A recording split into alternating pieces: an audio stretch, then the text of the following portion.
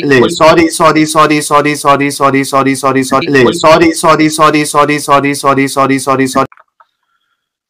علیکم ورحمۃ اللہ وبرکاتہ. میں ہوں یاسر ندیم الواجدی. آج کی ویڈیو کا جو عنوان ہے وہ ہے ایکس مسلم یعنی مرتد ساحل کا انتم سنسکار. انتم سنسکار کے بعد پھر انسان کا تذکرہ ختم ہو جاتا ہے. جنازہ میں نے اس لیے نہیں بولا چونکہ مرتدین کا ہم جنازہ نہیں پڑھ سکتے ہیں. انتم سنسکار ہی ان کا ہوگا اور چونکہ بھکتوں کی ٹولی ساتھ میں لگی ہوئی ہے تو وہی کرے گی, ہمیں بھی کرنے کی ضرورت نہیں ہے. ساحل میرے لیے ایگزسٹ نہیں کرتے ہیں. یہ ان کی خوش نصیبی تھی کہ وہ میرے چینل پر آئے اور بطور ماڈریٹر آئے, اور جب ڈیبیٹ ختم ہو گئی تو انہوں نے ایک ایسا سوال کیا کہ جس کا موضوع سے کوئی لینا دینا نہیں تھا. میں اگر چاہتا تو ان کے سوال کو انٹرٹین نہ کرتا, لیکن میں نے بہرحال ان کے سوال کو انٹرٹین کیا. لیکن ظاہر ہے کہ مرتد جو ہوتا ہے وہ اپنے مزاج سے مجبور ہوتا ہے. جو اپنے مالک کا نہ ہوا, یعنی جس نے اس کو پیدا کیا, جس نے اس کو رزق دیا, جو اس کو رزق دیتا ہے, جس نے اس کے ماں باپ کو پیدا کیا, اگر وہ اپنے مالک کا نہ ہو سکا اور اپنے خالق کا نہ ہو سکا تو ایک عام انسان کے اوپر تو جھوٹے الزام لگانا ان لوگوں کے لیے کوئی بڑی بات نہیں ہے. سچوالا کے ساتھ جو میری ڈیبیٹ ہوئی ہے اس کے بعد سے لے کر ان لوگوں کے سرکلز میں اتنی چیخیں بلند ہو رہی ہیں کہ اس کی آوازیں پوری دنیا میں گونج رہی ہیں. میں نے دیکھا کہ بہت سے لوگوں نے 6-6 گھنٹے, 7-7 گھنٹے, 5-5 گھنٹے کی سٹریمز کی ہیں, اور اس میں سوائے گالیاں دینے کے, برا بھلا کہنے کے, مجھے, میری فیملی کو اور اسی طریقے سے باقی جتنے مسلمان ہیں ان کو برا بھلا کہنے کے انہوں نے کوئی کام نہیں کیا. اس سے یہ پتا چلتا ہے کہ یہ لوگ کتنے فرسٹریشن میں ہیں. ان کا گالیاں دینا یہ اس بات کی دلیل ہے کہ انہوں نے اعتراف کر لیا کہ بھائی ہمارا جو چیمپئن تھا سچ والا وہ تو زیرو نکلا. خیر یہ آج کا موضوع نہیں ہے. اس وقت جو میں ویڈیو بنا رہا ہوں وہ یہ کہ ساحل نے پھر اس کے بعد ایک ویڈیو بنائی اور اس میں وہی اس نے الزامات لگائے کہ دیکھو مفتی صاحب نے تو جھوٹا حوالہ دیا ہے, اور جو کتاب یعنی علمی خطبات اس میں بھی سیرت حلبیہ کا حوالہ نہیں ہے, اور اسی طریقے سے سیرت حلبیہ بھی اس نے دکھائی اور وہاں پر بھی یہ واقعہ مذکور نہیں ہے. تو سب سے پہلے میں یہ بتا دوں کہ علمی خطبات جو کتاب ہے وہ میرے استاد کی ہے, مفتی سعید پالنپوری رحمۃ اللہ علیہ, جن کا پچھلے سال انتقال ہوا ہے. اور حقیقت یہ ہے کہ جو کچھ میں نے پڑھا ہے, سیکھا ہے, وہ اپنے اساتذہ ہی کی وجہ سے سیکھا ہے. مجھے معلوم تھا کہ مفتی سعید پالنپوری رحمۃ اللہ علیہ نے یہ بات کہاں سے نقل کی ہے, اس لیے جب اس نے مجھ سے پوچھا کہ انہوں نے یہ بات کہاں سے لی ہے تو میں نے بتا دیا کہ انہوں نے سیرت حلبیہ سے لی ہے ڈیبیٹ کے دوران. لیکن اس وقت میرے پاس سیرت حلبیہ نہیں تھی کہ میں کھول کر دکھا دیتا, چونکہ یہ کوشچن میرے لیے انیکسپیکٹڈ تھا کہ میں حوالہ دکھاؤں. اب حوالہ ایک دم آدمی کہاں سے لے کر آئے گا, وہ بھی کلاسیکل کتابوں سے. تو میں نے اپنی یادداشت کی بنیاد پر کہہ دیا کہ سیرت حلبیہ میں ہے. مجھے معلوم تھا کہ اس کتاب کے آتھر نے وہ حوالہ کہاں سے لیا ہے. میرے پرسنل ان سے تعلقات تھے اور جب بھی میرا کوئی کوشچن ہوتا تھا میں ان سے سوال کرتا تھا. تو خیر وہ آج کی جو ویڈیو ہے انشاءاللہ اس میں ہم سیرت حلبیہ کا حوالہ پیش کریں گے. یہ حوالہ, یہ عبارت وہاں ملے گی جہاں ساحل کے جو ٹیچر مینٹور ہیں سچ والا یا جتنے بھی لوگ ہیں پوری ٹیم کے, ان کا وہم و گمان بھی نہیں ہے کہ یہ عبارت وہاں ہوگی.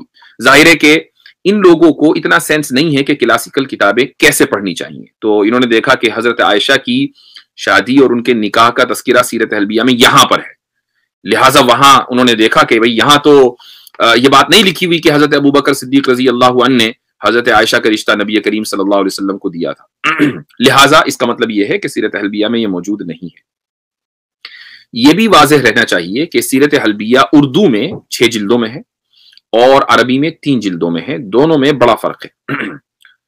ہم جب کتاب عربی میں موجود ہوتی ہے تو عربی میں ڈائریکٹ پڑھتے ہیں, ہمیں اردو ترجمے پڑھنے کی ضرورت نہیں ہے. اردو ترجمے ان لوگوں کے لیے ہیں جو عربی نہیں جانتے ہیں. تو اس لیے میں آپ کو عربی کتاب سے جو اوریجنل ٹیکسٹ ہے سیرت حلبیہ اس کا میں حوالہ آپ حضرات کے سامنے دوں گا.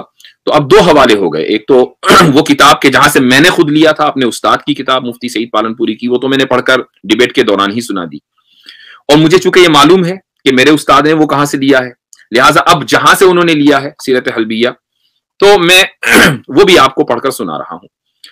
مسئلہ صرف ایک ہے, وہ یہ کہ عربی میں ہے اور سچوالا کی عربی کی پول کھل گئی. انہوں نے میری ڈیبیٹ میں جب میں نے ان کو الایام کتاب کی 3 لائنیں پڑھوائیں اور انہوں نے جو ترجمہ کر کے اس کتاب کی ٹانگ توڑی, تو طٰہٰ حسین جو اس کتاب کا آتھر ہے اس کی روح تڑپ گئی ہوگی. مجھے بڑا ترس آیا طٰہٰ حسین پر. وہ یہ نہیں سوچ رہا تھا کہ کوئی آئے گا اور میری کتاب کی ٹانگ توڑ دے گا. تو خیر مجھے روکنا پڑا سچوالا کو. میں نے کہا بھائی آپ رکیں, مجھے ترجمہ کر لینے دیں. تو اب ان کے پاس کوئی ایسا بندہ بھی نہیں ہے جو ترجمہ کر دے, تو ان لوگوں کے پاس کوئی دوسرا طریقہ نہیں ہے سوائے اس کے کہ وہ میرے اس ترجمے کے اوپر ریلائی کریں. تو بہرحال میں وہ پیش کرتا ہوں. یہ کتاب سامنے کھل گئی ہے. یہاں پر قال سہیلی نے کہا وَيُرْوَى أَنَّ أَبَا بَكْرٍ رضی اللہ عنہ أَرَادَ أَن يُزَوِّجَ عَائِشَةَ مِنَ النَّبِيِّ صلی اللہ علیہ وسلم. ابو بکر صدیق رضی اللہ عنہ نے یہ چاہا کہ وہ حضرت عائشہ کی شادی نبی کریم صلی اللہ علیہ وسلم سے کرا دیں.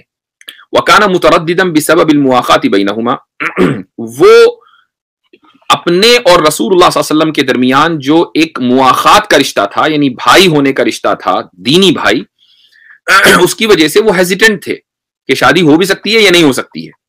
فلما علم جواز النکاح بینہا وبین النبی صلی اللہ علیہ وسلم خطب الیہ, کہ جب ابو بکر کو یہ پتا چلا, ابو بکر صدیق رضی اللہ عنہ کو, کہ حضرت عائشہ اور رسول اللہ صلی اللہ علیہ وسلم کے درمیان نکاح جائز ہے, تو انہوں نے رشتہ دیا. خطب الیہ ای یعنی انہوں نے رسول اللہ صلی اللہ علیہ وسلم کو پیشکش کی, رشتہ دیا.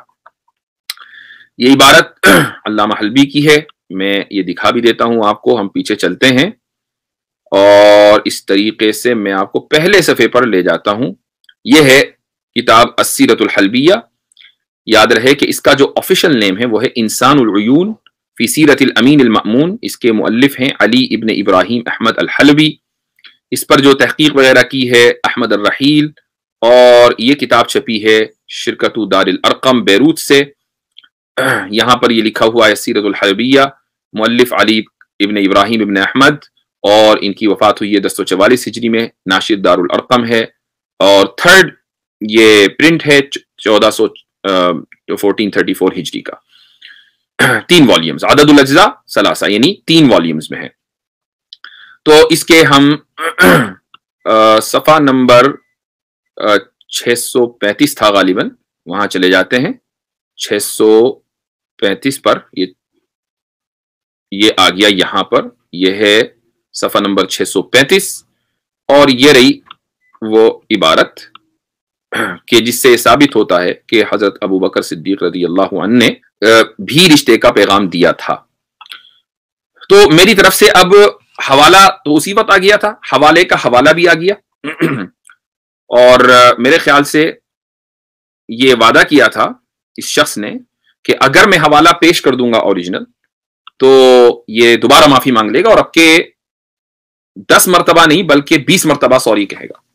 اچھا, لاسٹ ٹائم جو سوری بولا تھا تو 9 مرتبہ شاید بولا تھا, تو اب کے جب سوری بولیں تو 20 نہیں بلکہ 21 مرتبہ بولیں, چونکہ 1 مرتبہ لاسٹ ٹائم کا ابھی ادھار باقی ہے, تو 21 مرتبہ سوری کہیں.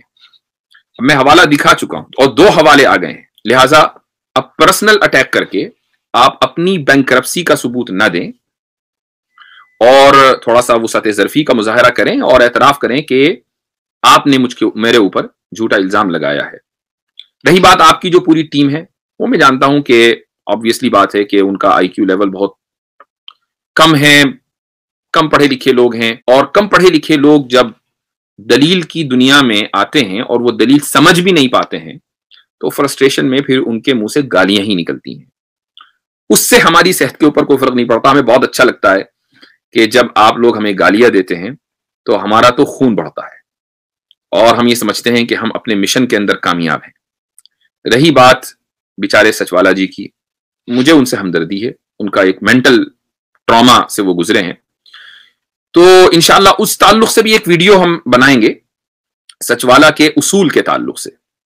ویسے تو ساری دنیا نے دیکھ لیا کہ سچوالا اپنے اصول کو ثابت نہیں کر پائے, کہ کسی کتاب میں آتھر کا 3rd پرسن ہونے کا مطلب یہ ہے کہ وہ کتاب اس آتھر کی نہیں ہے.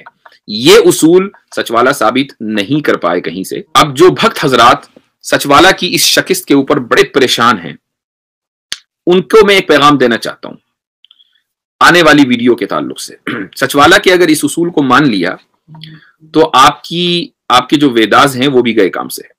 तो इंशाअल्लाह हम अगली वीडियो के अंदर भी ये साबित करेंगे कि मुख्तलिफ मजहबी किताबों में जो खुदाई कलाम है वो थर्ड पर्सन ही इस्तेमाल हुआ है। मुर्तद्दीन को, एथिस्ट को एक चीज जहन में रखनी चाहिए, वो दिन खत्म हुए जब आप किसी मुसलमान डिबेटर के पास आकर उस पर एतराज करें और वो कुरान को डिफेंड करता फिरे, आप एतराज करते रहें और वो जवाब देता रहे। ऐसा अब नहीं होगा। जब डिबेट होगी तो वो इक्वल ग्राउंड पर होगी। हमें कुरान को डिफेंड करने की कोई जरूरत नहीं है। हम आपके उसूल के ऊपर अटैक करेंगे, आपके प्रिंसिपल्स के ऊपर अटैक करेंगे और उसका स्क्रूटनाइज करेंगे कि वो प्रिंसिपल्स जस्टिफाइड हैं या नहीं। तो आपको अपने प्रिंसिपल साबित करने हैं, आपको अपने उसूल साबित करने हैं। नेक्स्ट टाइम अगर कभी किसी से डिबेट हो तो पहले अपने उसूल चेक कर लिया करें, चूंकि अब ये ट्रेंड हमने सेट कर दिया है। अस्सलाम वालेकुम वरहमतुल्लाहि वबरकातुहू। सॉरी